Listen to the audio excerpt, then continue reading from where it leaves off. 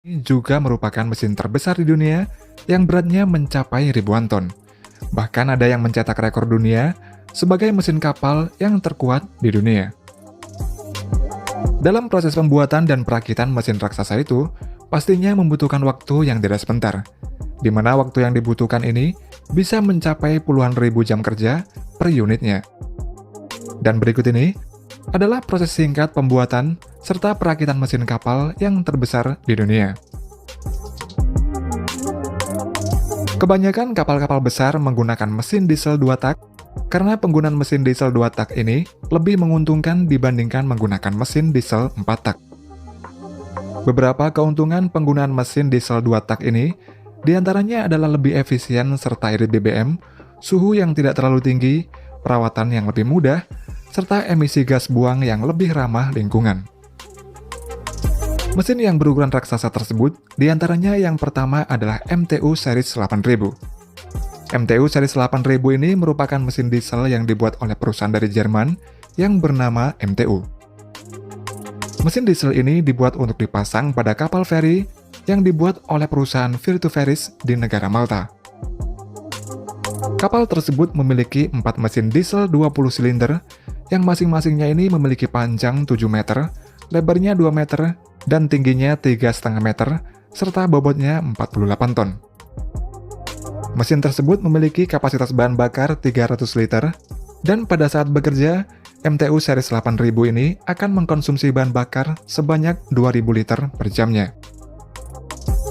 Mesin terbesar berikutnya adalah WinGD 12X92DF. Mesin WinGD ini merupakan mesin dual fuel 2 tak yang mendapatkan penghargaan dari Guinness Book of Records sebagai mesin autocycle yang terkuat di dunia yang pernah dibuat. Mesin autocycle ini berbeda dengan mesin diesel.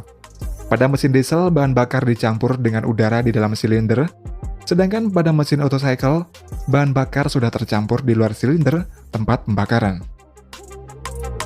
Mesin WinGD ini dibuat khusus untuk kapal kargo terbaru milik perusahaan CMA CGM yang berlokasi di Prancis. Kapal kargo CMA CGM tersebut merupakan kapal kargo pertama di dunia yang memiliki kapasitas 23.000 TEU dan berbahan bakar LNG dengan bobot lebih dari 30.000 ton. Mesin WinGD ini memiliki tinggi 16 meter atau setara dengan bangunan tingkat 5 dan beratnya ini mencapai 2.100 ton.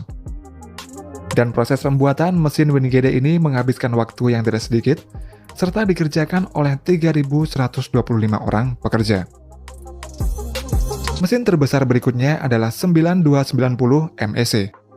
Mesin ini merupakan mesin diesel 2 tak terbesar di dunia yang dibuat oleh Mitsui E&S Machinery yang berlokasi di prefektur Okayama di Jepang.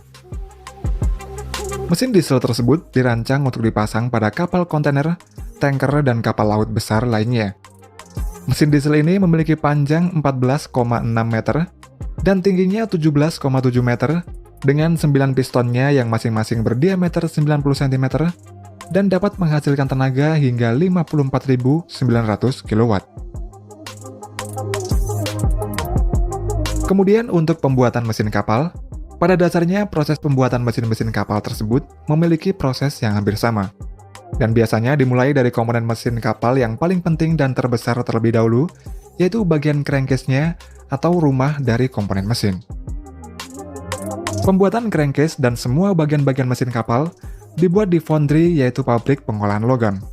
Dan salah satu foundry tersebut berlokasi di kota Bavaria, Jerman, yang terkenal akan pembuatan komponen-komponen mesin kapal yang berukuran raksasa. Untuk membuat crankcase, mereka menyiapkan dulu materialnya yang terdiri dari beberapa material yang berbeda-beda. Material-material tersebut antara lain potongan-potongan baja, besi kasar, lembaran logam, elektroda grafit, dan silikon karbida, di mana untuk takarannya ini ditentukan oleh seorang insinyur khusus.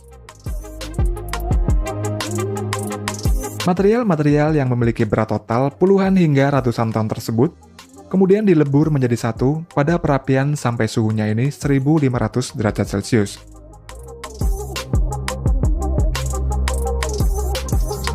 Setelah mencapai suhu 1500 derajat Celcius, leburan material tersebut kemudian diberi material terakhir, yakni magnesium. Kemudian hasil leburan material tersebut dimasukkan ke dalam mold atau cetakan yang berukuran raksasa.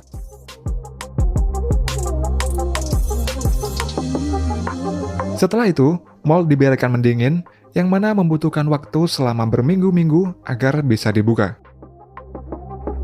Setelah dibuka dari cetakannya, crankcase akan dibersihkan terlebih dahulu dari pasir yang masih menempel pada crankcase dengan mesin vibrator agar pasir tersebut rontok semua. Dan kemudian crankcase akan dilakukan proses sud pinning menggunakan bola besi berukuran kecil yang disemprotkan agar crankcase tersebut bersih seutuhnya. Selain crankcase, komponen penting lainnya pada mesin adalah crankshaft. Crankshaft ini terbuat dari material baja dan karbon, dan pertama-tama material crankshaft ini dimasukkan ke dalam closed die forging menggunakan hydraulic counterblow hammer. Closed die forging merupakan proses penempaan dengan cetakan tertutup yang langsung bisa menghasilkan bentuk benda sesuai yang diinginkan. Di mana pada proses tersebut, material crankshaft ditempa dalam suhu yang sangat panas sampai memiliki panjang yang telah ditentukan. Selanjutnya, crankshaft yang masih panas tersebut diproses dengan heat treatment, yakni memasukkannya ke dalam air untuk mengubah sifatnya agar menjadi keras dan kuat. Setelah itu, crankshaft yang sudah dingin tadi dipanaskan lagi pada suhu tertentu dan ditempa lagi menggunakan cetakan dengan tekanan sebesar 3.500 ton. Selanjutnya, crankshaft dibawa ke tempat lain untuk proses sud pinning, di mana di tempat ini crankshaft akan dibersihkan dari material sisa penempaan. Kemudian crankshaft akan dimasukkan ke dalam mesin CNC milling turning, yakni proses pembubutan, sehingga didapatkan material dengan ukuran yang sudah ditentukan. Kemudian material crankshaft tersebut masuk dalam proses stroke pinning, di mana stroke pinning ini berguna untuk memperkeras dan memperkuat struktur pada crankshaft. Proses selanjutnya yaitu magnetic particle inspection, di mana crankshaft akan diperiksa dan dipastikan bahwa ukuran dan kondisi crankshaft ini sudah sesuai, aman, dan layak digunakan. Selanjutnya adalah proses dynamic balancing, yaitu dengan memutar komponen secara cepat dan kemudian mengukur ketidakseimbangan menggunakan peralatan elektronik.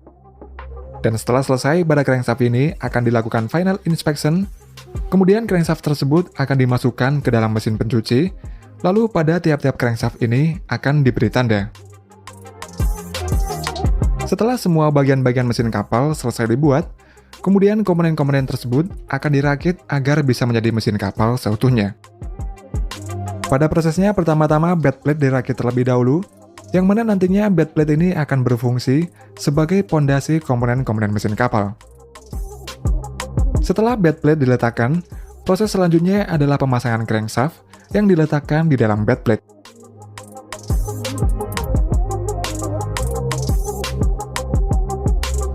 Komponen selanjutnya adalah pemasangan frame box.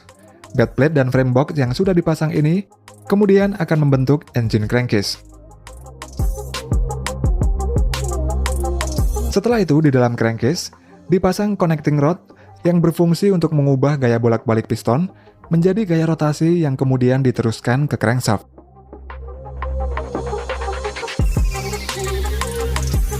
Setelah selesai, dilanjutkan dengan pemasangan silinder frame block, yang mana di dalam silinder frame block ini berisi komponen ruang pembakaran serta perangkat kontrol pembakaran.